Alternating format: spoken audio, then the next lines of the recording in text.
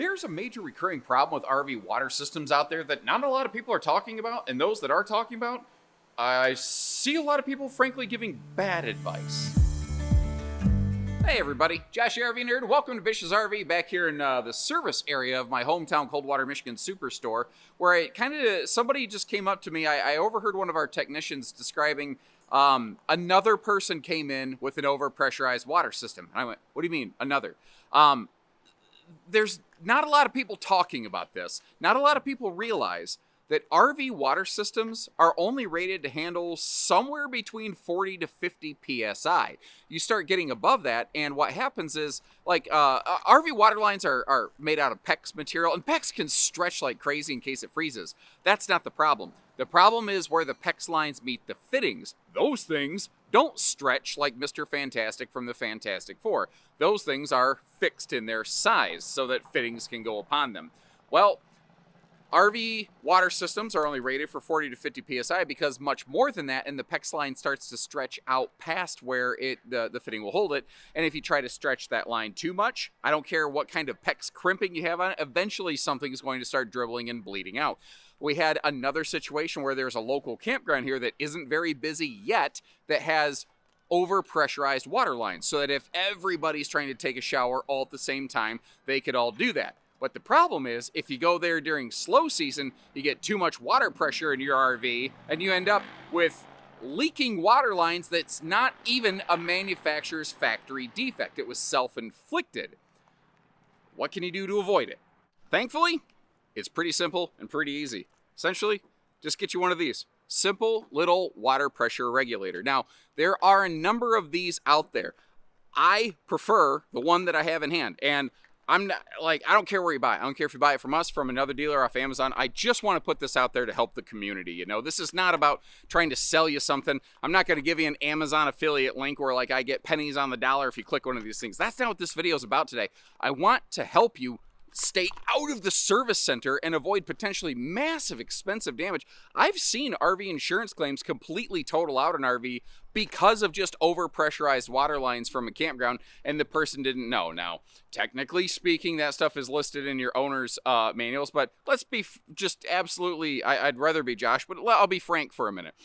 Those owner's manuals are crappy at best most of the time. They just are too generic and not generally specific enough to ever be really useful. Something like this, which might cost somewhere between 10 to 20 bucks and could probably beat your house in 2 days off Amazon, or we have it on the shelf over here, or any RV store is going to have something like this.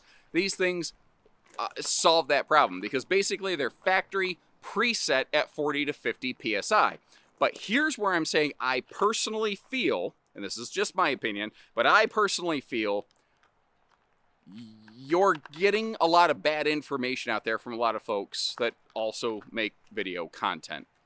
And again, I'm no authority, but what I've noticed is many of the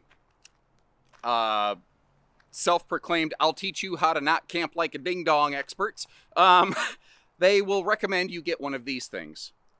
An adjustable flow water pressure regulator for your RV, so that you can get higher PSI. Because someone's going to say, hey Josh, I tried that little brass thing that you're talking about, and I had very poor water pressure in my shower, and I didn't get to take the kind of shower I like.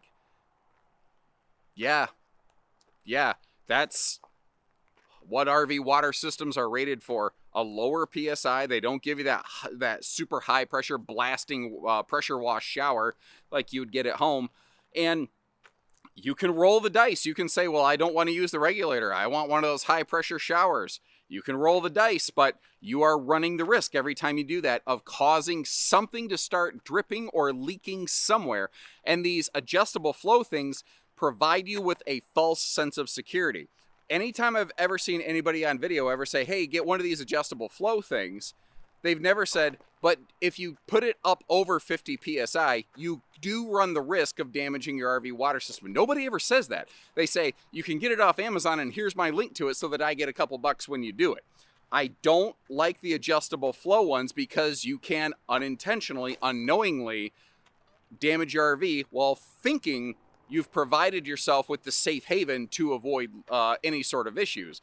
then you end up with some kind of plumbing issue, then you end up with a link, then you end up on Facebook telling everybody how the manufacturer built your RV like crap. And that might not actually be the case. Don't get me wrong. I've never said these things are perfect, and the people that build them, and even us here at Bish's RV, we're not necessarily without sin. We all make mistakes, but I want to help you avoid a self-inflicted, potentially very expensive one. So it might be a hot take, but my nerd preferred one is the simple, basic, don't gotta think about it one that is factory set not to damage your water system. That works for me. I wanna know that I'm protected and I'm good to go. And again, I don't care where you buy it. I just think that this is something for any park camping type person.